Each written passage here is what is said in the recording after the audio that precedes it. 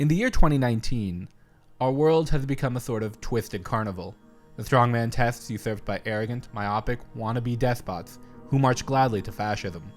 The barkers are all but a name, state-run media sycophants who have stopped chasing their tails and have resorted to eating them. The clown, mouse, and minds no longer filling with water, but xenophobic, sexist, bigoted remarks filtered with an unearned level of temerity and stupidity that defies comprehension. It is as if someone made a devil's bargain, wherein as our studio films become safer, the real world devolves further and further into incomprehension.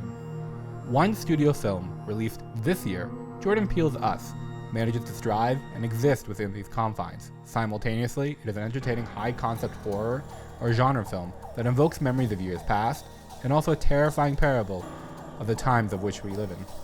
Us centers on Adelaide, whose name could be a tip of the knife to iconic scream queen Sidney Prescott, or perhaps alludes to her down under nature. We find Adelaide and her family revisiting a tourist beach town, where in her youth she had a terrifying run-in with what can be best described by her doppelganger, and how she has spent years repressing or avoiding the events of which took place. As the film progresses, her family vacation is interrupted as the doppelgangers, or tethered as they like to be called, prove to be true as they begin a violent insurrection within the United States. To examine Us, in my interpretation, is we have to go back and explore a seminal classic of children's literature, Through the Looking Glass and What Alice Found There, which follows the titular Alice as she once again finds herself in Wonderland and in the midst of a massive chess match between two sisters, the antagonistic and cruel Red Queen and her counterpart, the White Queen, as each faction tries to gain victory. Throughout history, people have interpreted Through the Looking Glass as a critical examination of British society and class at the time, wherein the red piece of the match could be seen to embody our darker or negative traits. In a modern society, where upward mobility is constantly on the injury reserve list, as our existence becomes increasingly predetermined, as the average person makes larger and larger sacrifices for the rich and powerful, compounded with a widening wealth gap that is running out of notches on its belt, a chess match is an apt metaphor for our time. From the visual onset of Us, we can see repeated and numerous references to both glass, mirrors, and reflecting surfaces. Either at times it is a way for people to communicate to each other, a way to peer into another room, or relive past traumas. In one key moment, when the Wilsons encounter their tethered halves, Adelaide's face is being forced through a glass table by Red. Even toward the tail end of the film, Adelaide follows the rabbits through the mirror-centric exhibit to the perverted version of the aforementioned Wonderland. To further this point, in Through the Looking Glass, Alice begins her journey through the garden of live flowers, then is seen floating down a pair of stairs. Adelaide goes through a form of foliage, through the enchanted forest, and finds herself in a way floating downstairs to the domain of the tethered. Beyond the film's surface allusion to mirrors and glasses, we can also look how characters in Us mirror their Looking Glass parallels. One of the more interesting quotes in Through the Looking Glass is as follows.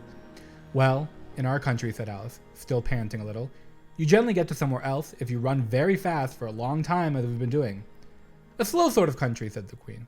"Now here, you see it takes all the running you can do to keep in the same place. If you want to get somewhere else, you must run at least twice as fast as that." This can definitely be seen as a mantra and explanation of the tethered and many of our current state of existence in modern society, as now we have to work twice as hard or fast as generations past in order to keep up or generally live. In this context of character parallels, Red becomes the Red Queen, our primary antagonist. She is freer, existing in a state of power as a leader that is unmatched with the rest of the tethered or chess pieces, and as well as the goal of victory in her mind. Adelaide can be seen as the White Queen, as the primary good force, and is seen throughout the film in white. Even while this fight does involve the idea of dance visually, we can also see it as a chess battle, through the turn-based movements and the checker-esque tile patterns of the floor. Additionally, Red and Adelaide's respective mates are much like the kings in chess. The Red King in Through the Looking Glass has been frequently cited as a metaphor for idleness, as he does not move throughout the book. However, while his Us counterpart does move, he does so at a languid, slower pace, or is immobile. The same can be said for his above-ground counterpart, Gabe Wilson, who, like the king in chess, his movement is limited by an injury earlier in the film, and is recurrently shown in a state of vulnerability or captivity, where he is constantly checked. Even the twin Tylers are reminiscent of the rooks Tweedledee and Tweedledum, who originate in Through the Looking Glass, and whose tethered halves seemingly move in horizontal or vertical lines. Rounding back towards capitalism between the two properties and self-worth within us and through the looking glass, in a segment of the book, Alice is berated for not knowing the worth of a train and its conductor. Similarly, it invokes the derision and emasculation that Josh Thurley gave the patriarch of the Wilsons throughout the film. You got the boat? Yep, I got the boat. Good for you, dude. Boom. That's awesome. What'd you get, a dinghy? Oh, shut up. You got to make sure you have the essentials. You got the life preservers? Got that. You got a fire extinguisher? Got that. You have a flare gun? Ironically, in a point of emphasis within the film is how the expensive and state-of-the-art technology fails. Even while the presumably expensive generator does work, this action causes Tellus to be unaware of their own doppelganger's presence and leads to their death. Contrasting with the Wilsons, as the rudimentary car door stop used by Jason allows his family to escape. This also manifests in other ways as well, between Ophelia the Alexa ripoff misinterpreting Kitty's plea to call the cops, and even the flare gun, which goes off pitifully, while the lesser and obsolete technology does fail as well, but in a way which saves their protagonist, like the Wilsons' boat motor, which allows them to gain an upper hand and ultimately win. Another passage we can analyze between the two materials is the infamous Walrus and Carpenter poem from Through the Looking Glass. In it, a walrus and carpenter walking down a beach and stumble upon a large group of oysters, to which they gorge themselves excessively. The stories relate to Alice through Tweedledee and Tweedledum. They ask Alice, who was the lesser evil of the two, to which they rebuke Alice's answer and suggest there is no right answer.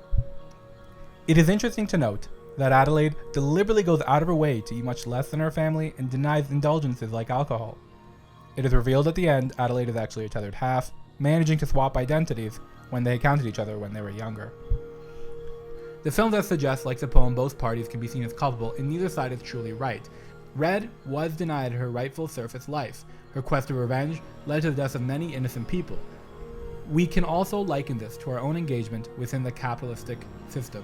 To live and consume truly guilt-free and without blame is near impossible within current society. This can also be seen in Adelaide's outfit, as it becomes increasingly redder through the night with blood, thus starting to resemble Red's ensemble, showcasing the line of difference between the two and how little ultimately separates them.